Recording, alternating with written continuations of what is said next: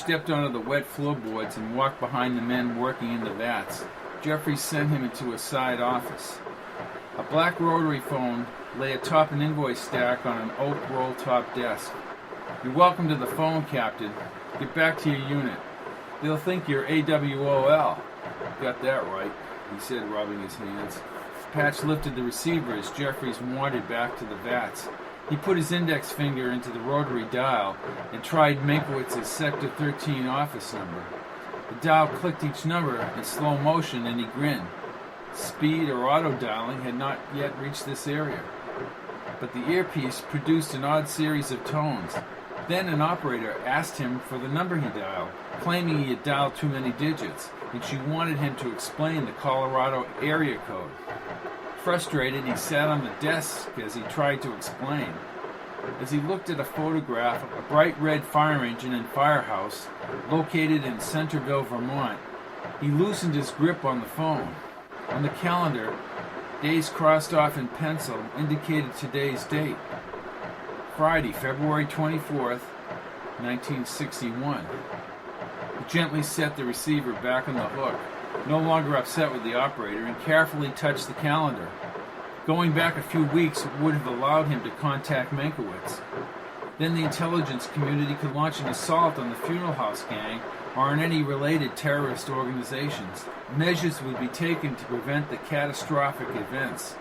In 1961, Meinkewitz, a young man, lived in a country where John F. Kennedy had just won the November election. Jeffries popped his head in the side office. "We get through all right?" No, not yet. I have to find... Hey, listen, let my wife fix you something to eat." Patch nodded and followed Jeffries from the office. But he turned one more time and looked back at the 1961 calendar. How would he find Meinkewitz now? He staggered from the steam into the cold air. Jeffries led him across the hardened dirt tracks near some roving chickens, and they climbed the farmhouse's back steps. Jeffries opened the scuffed door, and they stepped into a warm hallway.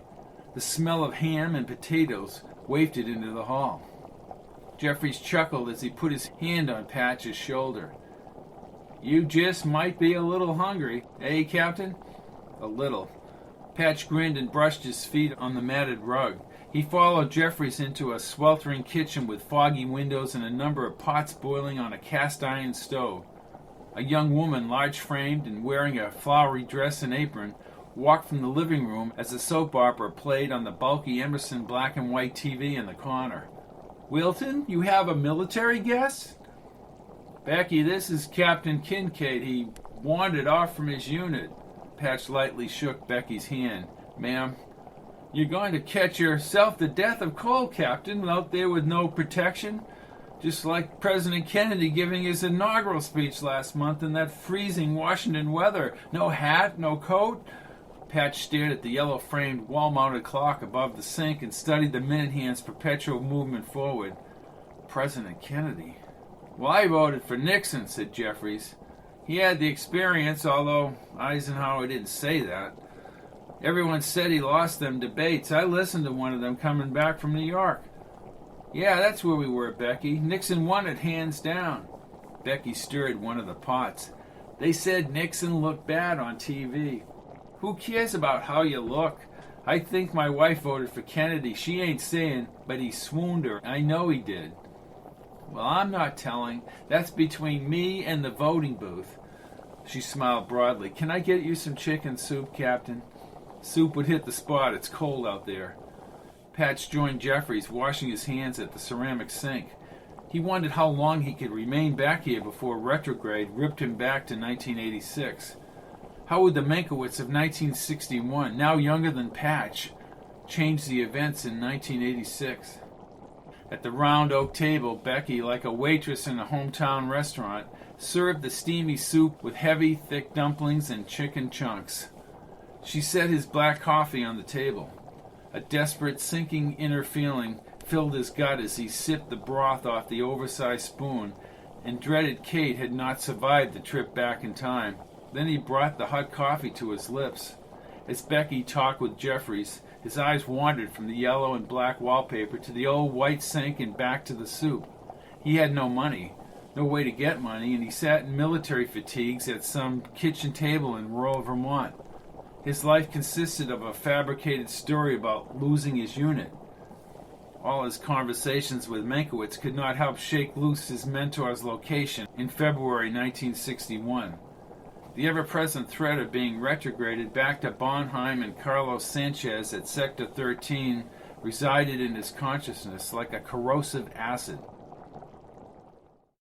Far back in time, Patch has met Wilton Jeffries and his wife Becky in Centerville, Vermont. Next week, Patch will formulate a plan that will include Ray Meinkewitz in the tracking down of the terrorist Carlos Sánchez in 1961. All the while, retrograde, the sword of Damocles, threatens to catapult Patch back to the present time. I'm Robert P. Fitton. Time to board the plane, folks. I'll be here next week, and we'll step into the world of 1961, where John F. Kennedy is president and Cuba has become a gigantic threat. Until then, adios!